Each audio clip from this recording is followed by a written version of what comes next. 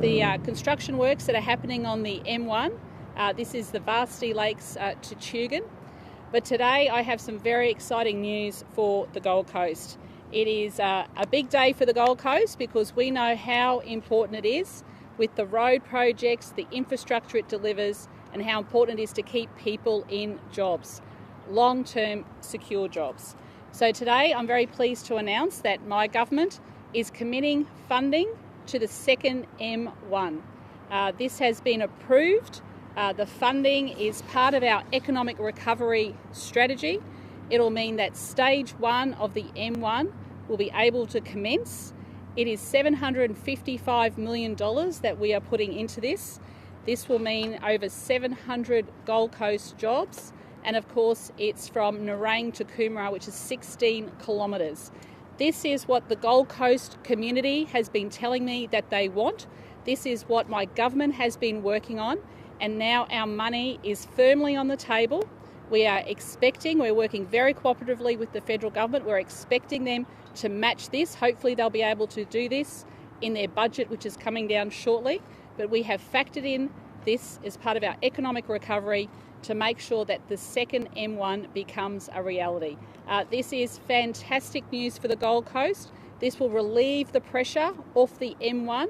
It'll mean that locals can get around faster, easier around the Gold Coast, and it also means 700 people employed, 700 workers in work here on the Gold Coast to build that stage 1 of the second M1. So I'll hand over to Minister Bailey to talk a little bit more about that. We've got our Treasurer here.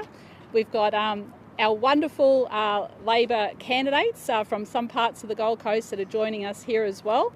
And so first of all, I'll hand over to Minister Bailey. Where are you, Mark? There you go. Thanks, Premier. Look, this is a momentous day for the Gold Coast. Northern Gold Coast, we see huge population growth there, and infrastructure is really needed to keep up with that population growth. And the Palaszczuk Labor government, we've invested in the M1 heavily since we've been in office, after not a single new dollar went into the M1 under the LNP Newman government. And this commitment today is $755 million. It'll mean a 16-kilometre second M1 all the way from the AFL Stadium at Nerang to the Marine Precinct at Coomera, and we'll be able to start construction in the middle of next year. This means jobs, and it's a really tough time for Gold Coasters, and it is on top of our commitments to upgrade the M1 right here at the southern end, and the interchanges also at exits 41 is also coming this year, and we've already completed exit 54 interchange upgrade. Exit 57 is weeks away from completion, and we also put $10 million down today to get the upgrade done on exit 45 at Ormo. So everybody in that area will appreciate that announcement. We're also dropping $8.5 million today to match the federal commitment on Coomera Park and Ride. So everybody who uses the Coomera Park and Ride will be happy to see that. Now, what's very important to know is the history here. The LNP blocked the second M1 from happening when they were in power, well reported in the Gold Coast Bulletin at the time, and we would have been so much ahead if they'd actually got on with it. It's been the Palaszczuk Labor government that's gazetted all 3 sections of the second M1. We've done the community consultation, we've got the business case underway, and today we dropped $755 million to get going on it. The LNP have announced their policy. It's a pathetic 6-kilometre section that will dump 60,000 vehicles on the Gold Coast Highway through Bigger Waters, Labrador, Southport and Parkwood. It'll choke that area with traffic and gridlock. They don't know what they're doing. They blocked the second M1 to begin with, and now their measly plan, $200 million short for a start, means that all the traffic comes out onto the Gold Coast Highway at Helensvale. This is bad news. If the LNP was elected and you live in Bigger Waters, Parkwood, Labrador or Southport, you are looking at traffic gridlock because they have got a very, very inferior project. So great to be here. This is part of a $3.6 billion commitment to infrastructure on the Gold Coast over the next 4 years by the Palaszczuk Labor government, because we know it's the second biggest city in Queensland and growing, that it needs the infrastructure and it needs the jobs. Thank you. Thanks, Premier. Well, good morning everyone gathered here today and everyone watching online this morning. Great to be here with the Premier, Minister Bailey, Megan Scanlon, the State Member for Gavin, and of course the mighty Gold Coast Labor team. Infrastructure means jobs, and when it comes to jobs, this project is an absolute beauty. 700 jobs will be created through the Coomera Connector, the first stage of the second M1, which is going to make a massive difference to the Gold Coast and the southeast Queensland region. And because infrastructure is so important, it's a central part of our Unite and Recover economic recovery plan. On the Gold Coast here, in this financial year, we'll be spending $1.14 billion on infrastructure. That'll support 3,500 jobs in the Gold Coast region. And across Queensland, we'll be spending almost $15 billion this financial year, $14.82 billion. That'll create jobs for 44,000 Queenslanders. And the reason we can do this is we have safeguarded the health of Queenslanders. We work so hard to keep Queenslanders safe. The pandemic continues to rage across the world. We see the second wave starting to hit across Europe. Construction has stopped. Even in Victoria, when they were in hard lockdown, only 25% of workers could go to construction sites because it was unsafe to do otherwise. And we've been able to continue to support construction projects across the length and breadth of Queensland. Now, Queenslanders also know, because of our economic management, we can fund this project. We can fund the Coomera Connector and the second M1, which is in stark contrast to the LNP. With $23 billion of unfunded commitments, the only way they can deliver those commitments is by cutting. And we know that because they did that the last time they were in government. When Deb Frecklington was part of Campbell Newman's team, when Deb Frecklington was part of Campbell Newman's government, they sacked 57 health workers here on the Gold Coast, including 54 nurses and midwives. They sacked 16 QBuild workers, including tradies, and when they shut down QBuild here on the Gold Coast.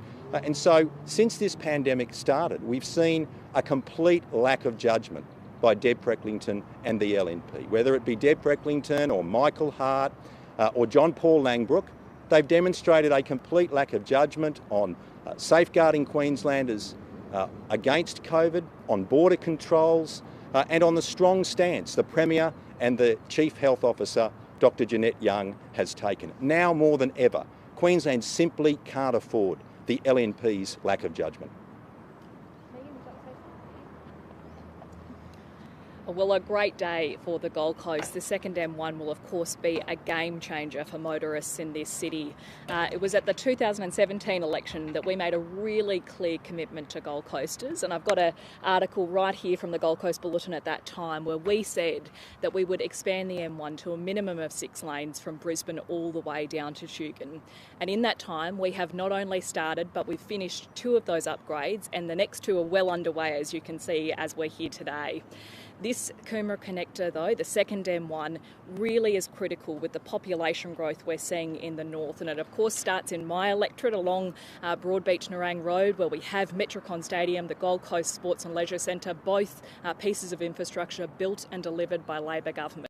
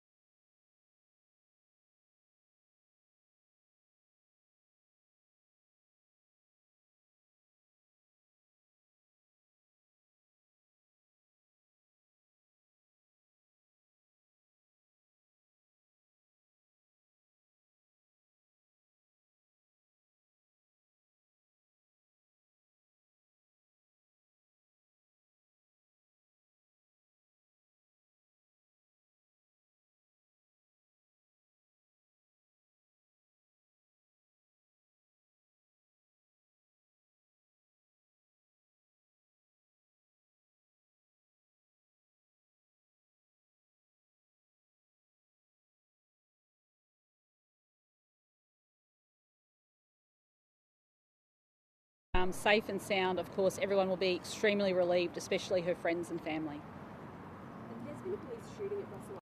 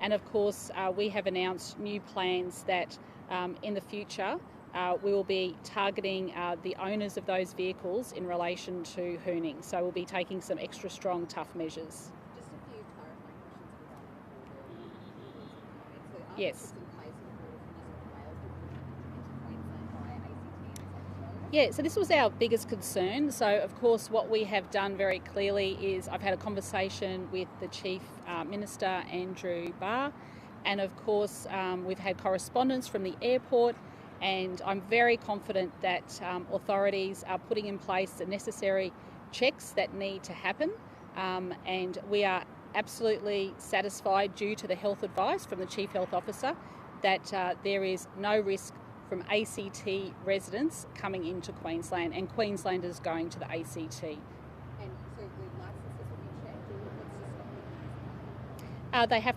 They have to fill out their border exemption passes, of course, if they are coming from elsewhere, and there will be checks, and we have very strong measures in place at our airports to ensure that's happening. Let's be very clear here. This is about keeping the health of Queenslanders safe. That's my priority, that's the government's priority, that's the Chief Health Officer's priority, and everything we do is about making sure that Queensland is safe. If we are safe, this means that our economy can continue to function. What we are seeing across the world, in Europe now, we're hearing about further waves, large number of cases happening in other parts of the world. This is very concerning times for us. But of course, what we are seeing in Queensland is that we can now focus on our economic response because we have focused on the health response. And today we're able to talk about putting in place funding of over $755 million, 700 jobs, continuing on the work of the brand new second M1, because we've been able to get the response right to date. So other countries, they're not doing construction, it's shut down. They're not doing mining, it's shut down. You can't go and get a coffee, you can't go to a cafe, they're shut down in other parts of the world. Queenslanders really enjoy their lifestyle. We want to protect that lifestyle, we want to protect their health, we want to protect their safety, we want to protect their jobs, we want to get people back to work. That's my priority. There's been some questions raised around Tom Hanks getting special treatment for quarantine. There's been reports that he's in a $6,000 a night mansion. Yeah, Can you speak to those? sure. Look, my advice is that he is staying in a hotel. So I'm told that he is not staying in a house. Now, let me also say this. There are other people who have flown in from LA into Sydney and are staying in New South Wales. Now, obviously, they would have had to get the exemptions and the border force checks as well for them to come in to New South Wales. But unfortunately, we're not hearing anything about that in New South Wales. All we are hearing is about Queensland. Now, what this means too is that when the production gets up and running as well, the movie, very few countries are producing movies or Netflix or anything like at the moment. But Queensland is able to do that. We're able to support the industry and get people back into work. There are a whole lot of jobs that rely on that industry. Now, Scott Morrison flew up here a few months ago and talked about more incentives to get more movies here. So that's okay. We put in on the table incentives to get movies here as well. And I'll tell you what, they're knocking at our door. They want to come to Queensland and film, and that means keeping people on the Gold Coast in employment. And I'll fight for those jobs, because if those movies are not being made here on the Gold Coast, those people are not employed. That's your carpenters, that's your people that are involved in set design, that's your makeup artists, it's people involved in all aspects, the food deliveries, everything to do with that is Gold Coast jobs. So we're either going to support the industry, which the federal government supports, because Scott Morrison flew here, the Prime Minister, flew up to the Gold Coast. Remember when Melbourne was having its second wave? He was here on the Gold Coast talking about how good the film industry is. So I'm not going to cop this negativity on one hand about the industry which is supporting local Gold Coast jobs. Premier, the Gold Coast business community is calling for licensing to be increase to 24 hours as a potential way of boosting the economy post-COVID. Is that something the state government's prepared to look at? Well, they can submit those proposals, but we don't have any plans at this stage to change any of the licensing requirements, because what it has meant is that what we're going to hospitals where parents were going in and seeing their Lynham actually joined our team because of that single issue to stop young people being presented to hospital. Well, fingers crossed. They're doing very well, and I wish them all the very the best to get into the finals. Wouldn't it be lovely to see them playing a final at the Gabba? How will the government be embracing finals this year? Well, look, from what I can gather, there's a lot of excitement that the finals will be here, and of course we're looking forward to it, and of course it brings in a lot of money into the Queensland economy as well. Last one. The opposition have raised some questions about the airline industry. They've been smashed by COVID-19. What kind of Queensland pilots will give them jobs operating these firefighting air tankers? Yeah, I might get the Treasurer to comment on that, because he was with me up in Bundaberg. These are specialist roles. These are specialist roles. This is not domestic and international flights. This is fighting fires. Experience and professionalism. But I might get the Treasurer to comment. And that'll be the last one. Thanks, Premier. Well, this is just another staggering example of lack of judgment by the LNP. These aerial firefighting planes are highly specialised.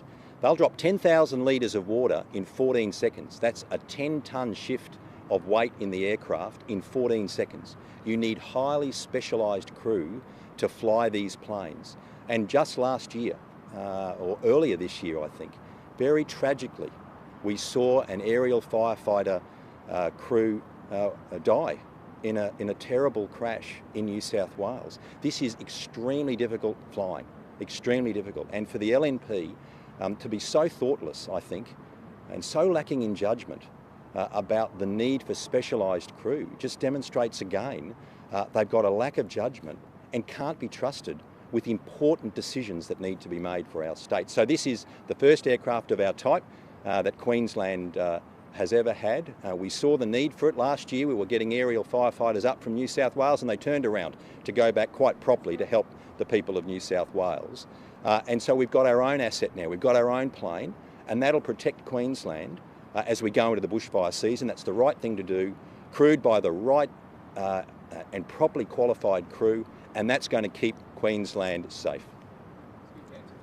Thanks, everyone. Yeah. Okay, I'll just hand that. Andrew, how are you?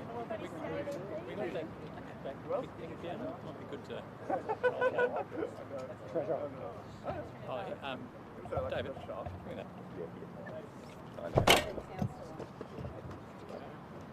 going to be a photo. Everyone's socially